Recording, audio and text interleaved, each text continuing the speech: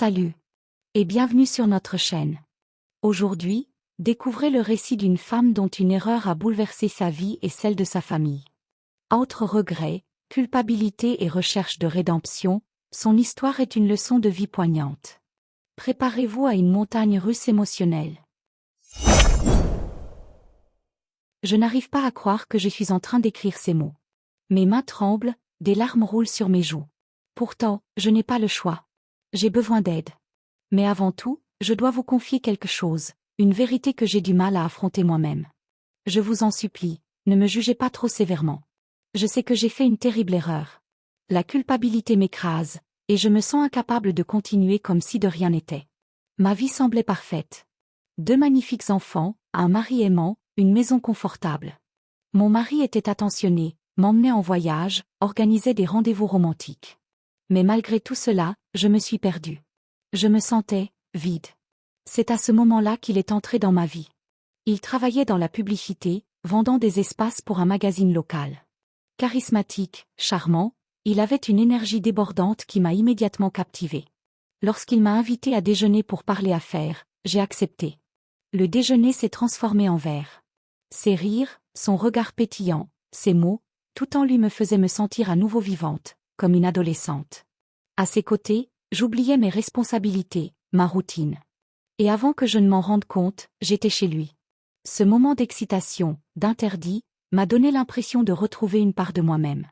Une part que j'avais perdue depuis longtemps. Mais cette illusion était brève. Quelques semaines plus tard, mon monde s'est effondré.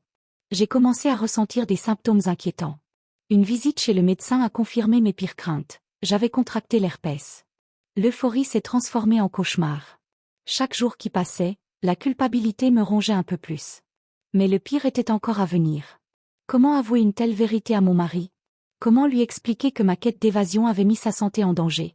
Je l'évitais, trouvant des excuses pour repousser ses avances. Mais je savais que cela ne pourrait pas durer. Dans un moment de désespoir, j'ai écrit mon histoire en ligne, espérant trouver des conseils. Les réponses ont été brutales. Dis-lui la vérité. Immédiatement. Chaque minute de silence est une trahison. C'est terrible, mais tu dois assumer. Ton mari mérite de savoir. Tu as pris une mauvaise décision. Maintenant, fais ce qu'il faut, même si cela détruit tout. Ces mots m'ont frappé en plein cœur.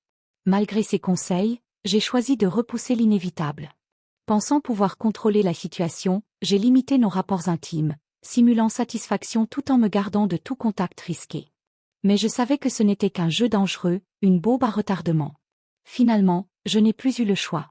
Mon mari devenait de plus en plus insistant, et je savais que je devais lui dire. Un soir, après avoir couché les enfants, je me suis assise avec lui. Ma voix tremblait, mon cœur battait à tout rompre. Il y a quelque chose que je dois te dire. Les mots sortaient difficilement.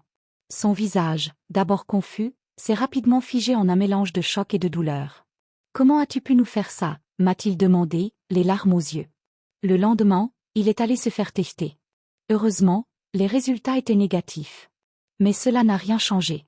Tu as détruit notre famille, m'a-t-il dit froidement. Ces mots résonnent encore dans ma tête. Notre mariage était terminé. Il a immédiatement entamé une procédure de divorce. Je me suis retrouvée seule, dans un petit appartement, essayant de reconstruire une vie à partir des ruines. Les visites de mes enfants sont rares. Je n'ai pas assez d'espace pour leur offrir une chambre à eux. Dans un moment de faiblesse, j'ai contacté cet homme, celui qui avait tout déclenché. Mais il m'a rejetée, refusant même de répondre à mes appels. J'ai envisagé de porter plainte contre lui pour m'avoir transmis l'herpès. Mais mon avocat m'a expliqué que cela serait compliqué. C'était consensuel, m'a-t-il dit. Je n'avais aucune preuve.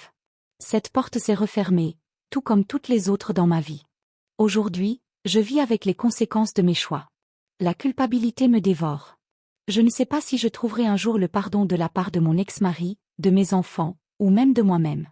Peut-être suis-je condamnée à vivre avec cette douleur, cette solitude.